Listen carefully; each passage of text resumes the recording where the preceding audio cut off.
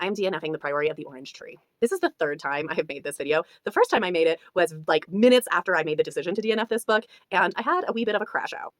Failure, just complete failure. Like, how am I supposed to care? How am I supposed to care? I'm like, I'm sorry, is this a contemporary romance where people just fall in love instantly? Are you kidding me? Wait, what the frick? This much world building, you'd think I would care about these characters. I don't. I just don't care.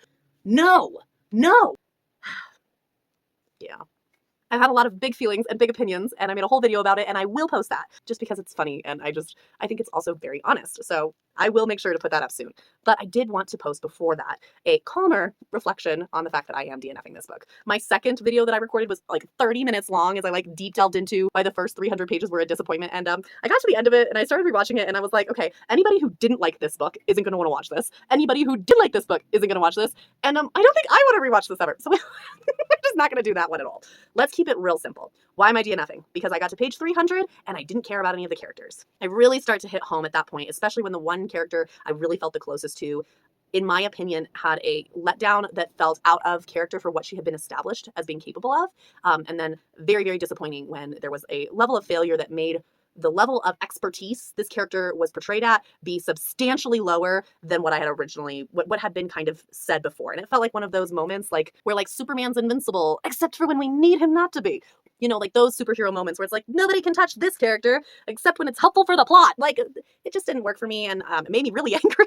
I like had a whole rage moment. With this much depth and this much, like, it's not deep. You think it would be, but it's not. Can you make good decisions? Question mark? I'm just like, oh my God.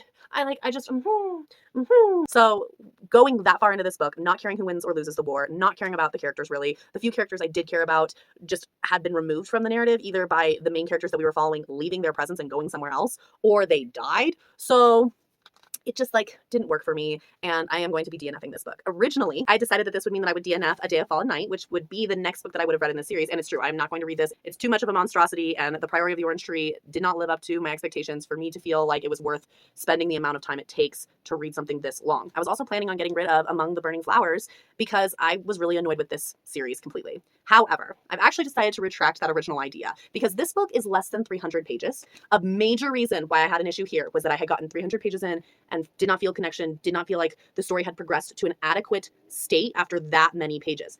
But this book isn't even 300 pages. So maybe that big issue that I had in The Priory of the Orange Tree isn't going to be an issue here. And if that's the case, I do want to give Samantha Shannon, the author, another chance, especially since I own other books of hers. And this actually connects to a thought that I had at the end of my raging moment, which was, what do I do with this author? Do I continue reading her books? Do I read the Bone Season? Or do I also give those books up? I'm very curious what your guys' thoughts are on the Bone Season, and if any of you would recommend that, despite my decision to DNF The Priory of the Orange Tree. But I also think it'll be helpful for me to read this book, because it's so short, to really guide also the internal decision of whether or not I should continue with this author or not. Another reason why I want to try reading this book is because there's just some gorgeous, gorgeous art on the inside. I did figure out that I believe this story is told like a year or so before The Priory of the Orange Tree, with some of the characters from this book that, at least in the first 300 pages, got barely any page space. And I liked those characters. So maybe this will give me what I was looking for in this, but is going to be more concisely told, directed towards characters I'm interested in and their story. I'm hoping that this will be a more enjoyable experience. So I will post a video soon after I finish this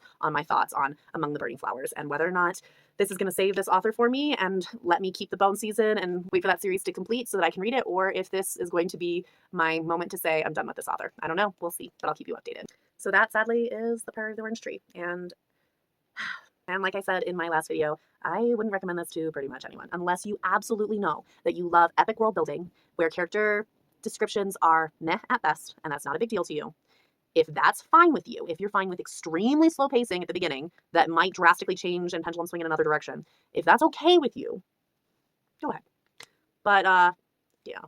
For me, this was not it. I genuinely do hope for those of you who loved this book, which I don't think were any of the commenters on my last video, but I do know that some of you, I've seen some of your pages, and I do know some of you have recommended this book. So this is no hate to you. And if you like this book, if you spent all 800 pages and you enjoyed it, I am thrilled for you because there's so much reading to do to get through this. And I hope that if you read the whole thing, you loved this. That would be the best thing for a reader of The Priory of the Orange Tree, because I'm 300 pages in and I'm DNFing and I kind of feel like I wasted some of my time, and that sucks. So yeah, that's where that is. I will keep you updated. The next video I'll post will be the crash out video in full of my immediate reactions after finishing The Priory of the Orange Tree. I think they're funny, I think they're emotional, and I think there's a lot of honesty in that video, which I think is important to share. But I still want to preface, if you liked this book, this is not a judgment to you. None of my feelings are a judgment to you, your perspective, your enjoyment of the book. Genuinely, I'm happy for you. Till next time.